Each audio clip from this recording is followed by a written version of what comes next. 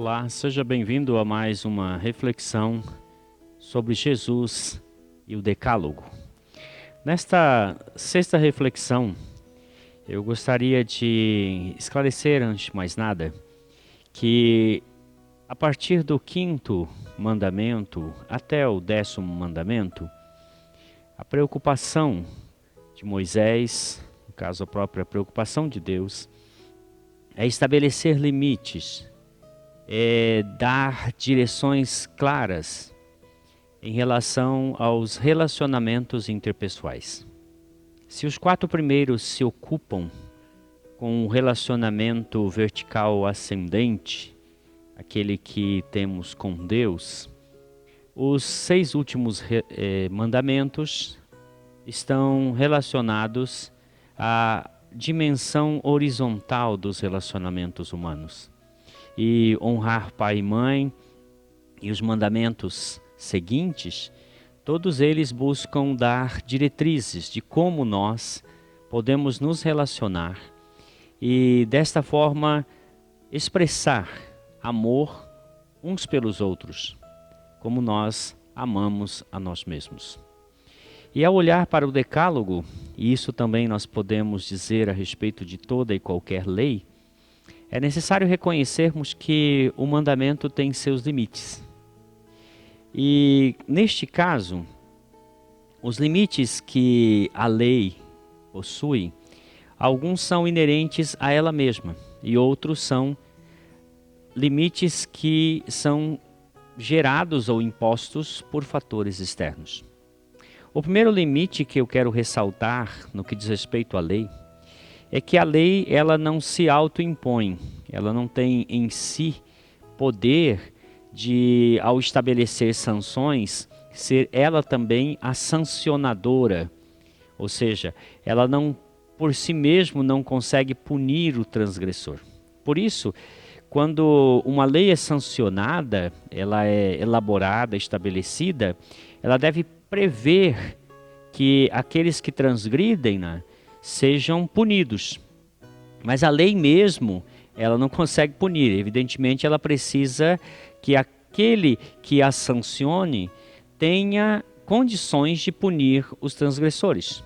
No caso da lei de Deus, Deus é aquele que sanciona a lei e também o sancionador da lei, ou seja, aquele que vai aplicar as punições. Quando o Estado, por exemplo, promulga uma lei e estabelece que há uma multa para a transgressão daquela lei ou um aprisionamento, coisa dessa natureza, o Estado tem que ter condições, ele tem que ter polícia, ele tem que ter uma estrutura jurídica e também que aplique a pena para que a lei possa ser de fato obedecida e temida no que diz respeito a não ser desobedecida. Nenhuma lei obriga de fato o cidadão a obedecê-la. Imagine que você está dirigindo o seu carro e você chega diante de um semáforo e ele está vermelho. É evidente, pelo que você sabe, que você deve parar. Mas quem tem o poder de acelerar ou frear o carro é você. O semáforo não para o seu carro.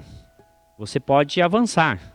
E ao avançar você estará transgredindo a lei, o estabelecimento de que você deveria parar.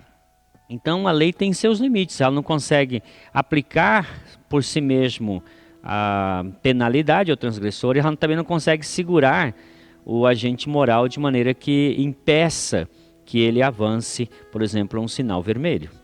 A lei, ela não tem vida em si, ela pode ser um fator de punir quem a desobedece até mesmo com a perda da vida, mas ela não transmite vida. E também ela não pode justificar. Uma pessoa que obedecer a lei, ela não pode ser justificada pela lei, porque obedecer a lei é tão somente uma obrigação. E ao fazer a obrigação, a pessoa não recebe disso justificativa.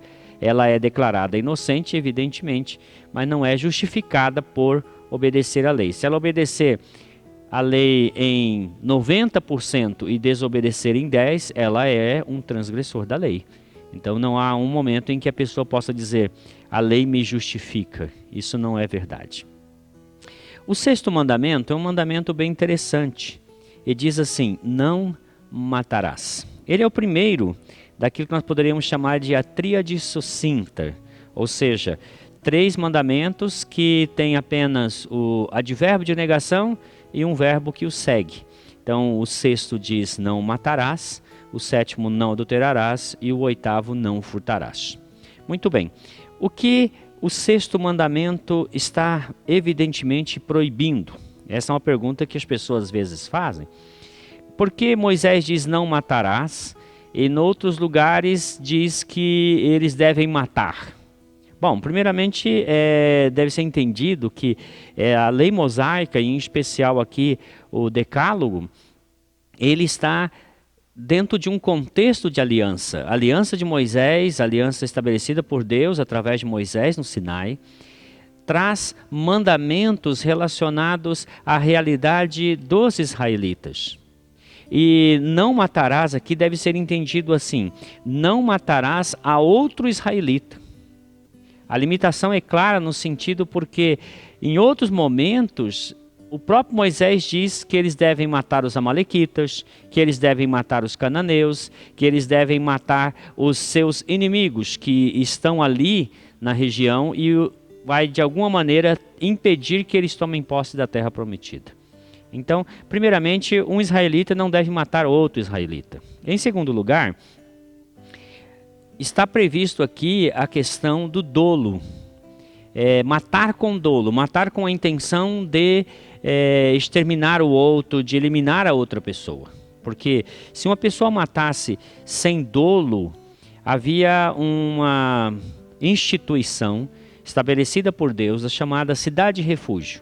Se uma pessoa matasse sem querer, ela abrigava-se nessa cidade de refúgio e ela não era punida por este incidente, no caso sem dolo. Então, antes de mais nada, é importante salientar que a ordem é não matar um cidadão israelita e não fazer isso com dolo.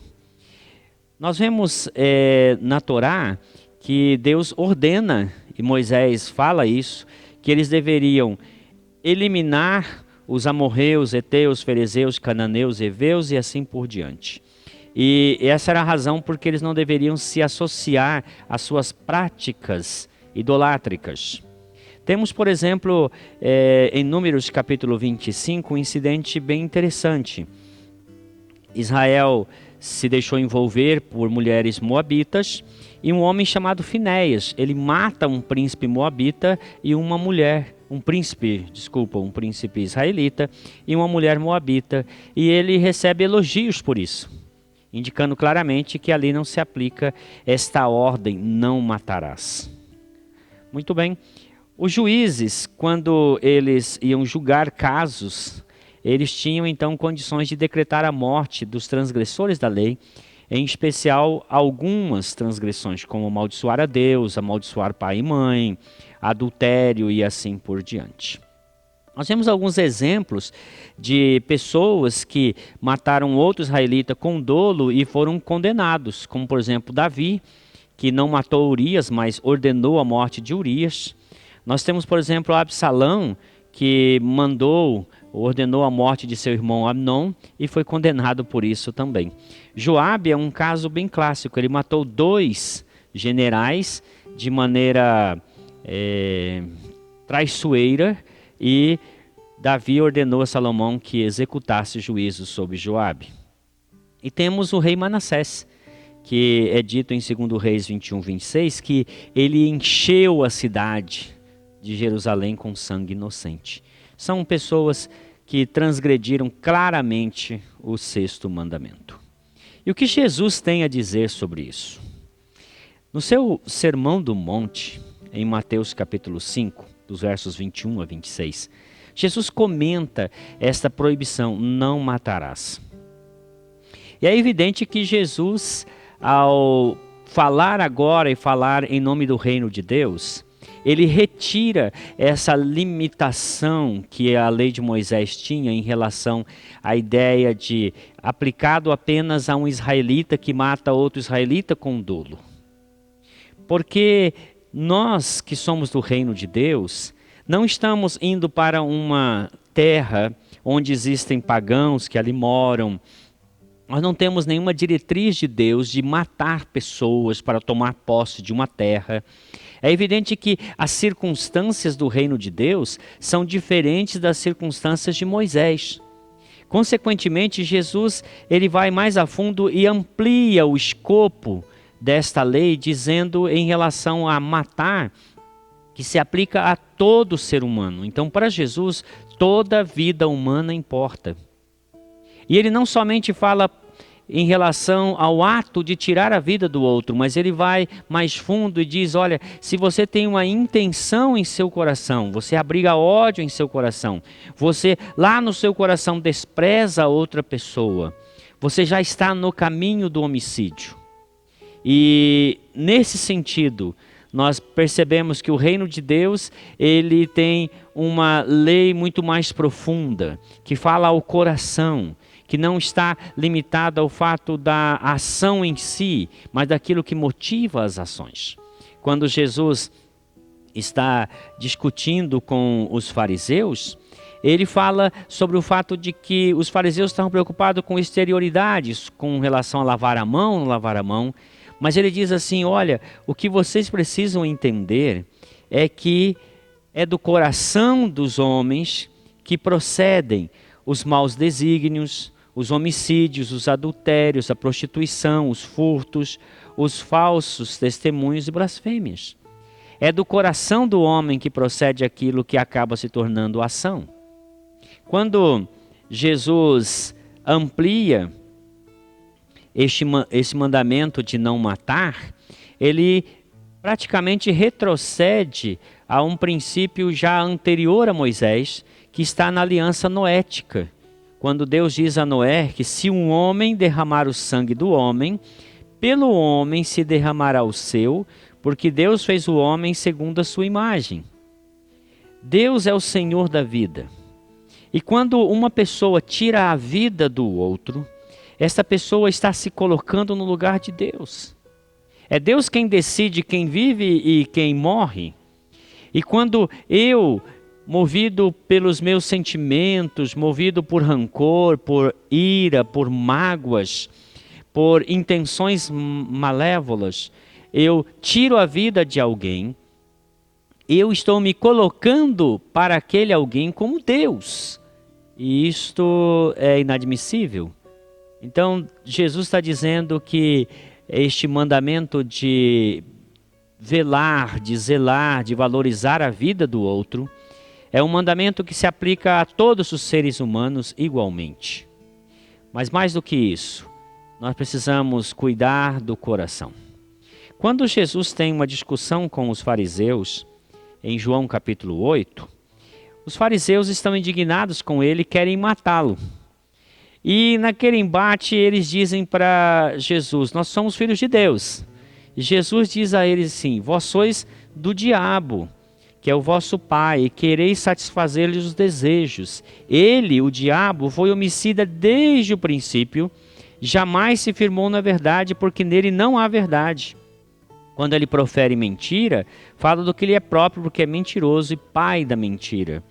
Aqueles que são homicidas, que cometem o crime de tirar a vida alheia e fazem isso sem arrependimento, eles são aqui chamados por Jesus de filhos do diabo, porque o diabo é homicida, estão imitando-o. Quando Jesus está crucificado na cruz, ele perdoa um homicida, que se arrependeu do seu pecado e pede-lhe perdão, indicando que sim, o pecado do homicídio tem perdão, e Jesus perdoa o homicida e garante a ele que estará com ele no paraíso. Paulo foi um homicida e foi perdoado. João diz assim, porque a mensagem que ouviste desde o princípio é esta, que nos amemos uns aos outros, não segundo Caim, que era do maligno e assassinou seu irmão. Por que o assassinou? Porque as suas obras eram más e as de seu irmão justas. O homicida é filho de Caim, imita as ações do primeiro homicida, que ele assassinou seu irmão porque as suas obras eram más. Os homicidas, se eles não se arrependerem, serão excluídos da última bem-aventurança, que diz assim, Bem-aventurado aqueles que lavam suas vestiduras no sangue do Cordeiro, para que lhes assista o direito à árvore da vida e entre na cidade pelas portas. Fora ficam os cães, os impuros, os assassinos, os idólatras e todo aquele que ama e pratica a mentira.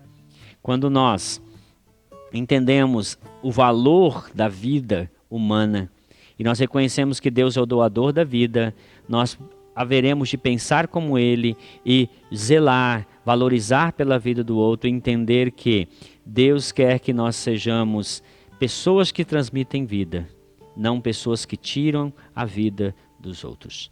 Que Deus assim nos abençoe e nos capacite a viver à altura deste mandamento do Senhor Jesus. Amém.